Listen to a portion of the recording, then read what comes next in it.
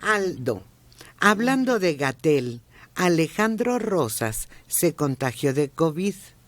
¿Considera que fue culpa de Gatell o fue su imprudencia, como la de muchos que no se protegieron? Y eso que se supone que es una persona culta. ¿Y por Yo qué? hice todo lo que tenía que hacer de mi parte, pero el punto no soy yo, el punto es la gente que murió que no debía haber muerto. Ese es el asunto. El asunto. Este tipo de cosas del presidente, declaraciones totalmente, perdón la expresión, idiotas de López-Gatell, y ese servilismo, en vez de decirle al presidente, no, señor presidente, no se va a acabar pronto esta pandemia por esto y esto, no. Doblaba las manitas, ponía los ojitos de cachorrito y le decía, sí, señor presidente, a todo. Eso es lo que se critica. Es la manera en cómo se enfrentó la pandemia en términos generales, y hay un exceso de mortandad real. A mí me ha dado 3 veces por diversas circunstancias y yo me fui a vacunar y todo, pero no soy yo. El punto es que sí hubo un exceso de mortandad y murió quizá mucha gente que no debía haber muerto si se hubiera asumido de un modo distinto, y muchos médicos, porque el Gatell no quiso vacunar en esa primera ronda a muchos médicos de otras especialidades que no eran las de vías respiratorias, por ejemplo, a enfermeras, paramédicos, muchos de ellos se la jugaron sin estar vacunados. Ese es el tipo de cosas que se critican y que habría que juzgar, no si a mí me dio COVID o no. Nada más recuerde, Aldo, aquella declaración pública por todos los medios se escuchó cuando tenían la discusión de que si servía o no servía el cubrebocas. ¿Y qué dijo Gatell? El cubrebocas sirve para lo que sirve y no sirve para lo que no sirve. Genial su declaración. Y si quiere ver toda esa recopilación de frases, puede comprar Pandemia Bizarra. Ahí Es que todo actualmente. Sí, se nos olvida que los funcionarios altos de esta administración no creían en el COVID. No. Creían en las conspiraciones de que era un proyecto del imperialismo para destruir la población del mundo. En serio, lo creían. Claro, a la hora que se empieza a morir la gente, caray, pues vamos a hacer algo. Pero titubeaban, no se usaba el cubrebocas. Martín López. Resistían.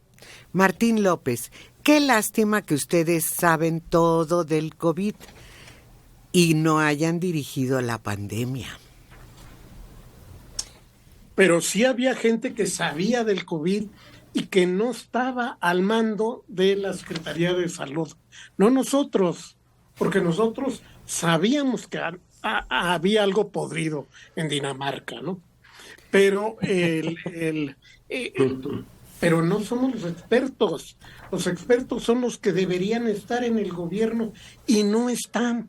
¿Y por qué no están? Porque están los amigos del presidente y no los expertos. Ese es Rodolfo Ojeda Torres, manden a su mejor gallo a la mañanera, grupo de cobardes.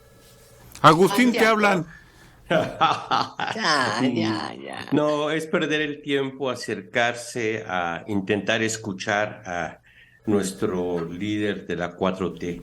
No, yo creo que la confusión es cuando Gatell trataba de utilizar individualmente y no dar una respuesta socialmente a lo que significó el COVID. Las muertes, la primera ola de muertes, no se la vamos a cobrar a nadie, pero el responsable de todo eso fue el doctor Gatell, cuando con una imprudencia terrible no tomaba en cuenta consejos médicos de algunos tan importantes como el patólogo González Cruzí, que le señalaba y le indicaba la importancia de proteger socialmente, no individualmente. Se hizo ese hincapié en varias declaraciones.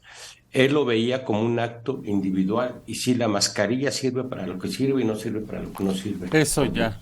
Alejandro ya levantó la mano para ir. Oye, pues sí, yo sí iría, pero te voy a decir una cosa. Número uno, no te dejan entrar. Está hecho la mañanera para que el presidente se luzca. O para que te expongan como a la periodista de Proceso que el otro día prácticamente la humilló ahí delante. Eso no se vale. Oye, estuvo Bueno. muy feo eso, déjame hago un paréntesis, porque Muy se vio feo. como el de Veracruz que también aprendió esas mañeras. Pudo haber hecho la queja y no personalizar con la pobre mujer, que además es una empleada, ni siquiera es la que decide la editorialización de esa revista, Alejandro. Claro, efectivamente. Fue durísimo, pero además enojado. Insisto, yo creo que la mañana se ha convertido en el lugar donde el presidente, desde luego, dice lo que quiere y su séquito le aplaude porque dice lo que quiere. Pero regresando a lo de la pandemia, acuérdense que se reunieron en un momento dado o le presentaron un memo como de las medidas que sugerían exsecretarios de salud y los descalificaron. ¿Por qué? Porque venían de regímenes neoliberales. Gatell lo que demostró es que era 99% leal y lambiscón y 1% inteligente en su capacidad médica. Se peleó con un premio Nobel. Luis Tonatiu Martínez Aroche. Mario, tu ira es tanta que desmerece tu inteligencia. Los hospitales estaban terribles de mantenimiento y medicamentos. No es cierto. Punto.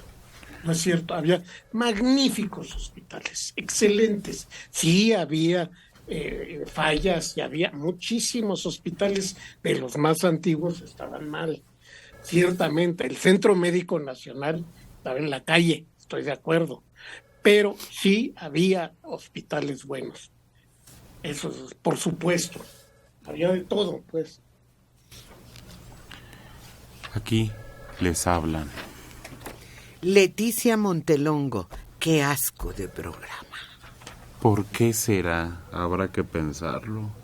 Señor Castro, con tantos argumentos viscerales a este gobierno, ya me contagiaron su coraje. Este programa con Héctor Martínez sí le quedaba buenos días, pero con ustedes es malos días. Contagian la mala vibra. ¿Por qué? No, es que hay que recordar que la situación del país ha cambiado. Pues, tiene que cambiar el programa. Se ha ensombrecido. Sí. Hay más desaparecidos, más asesinatos. La tragedia de los muertos del COVID, que ni siquiera se aclaró.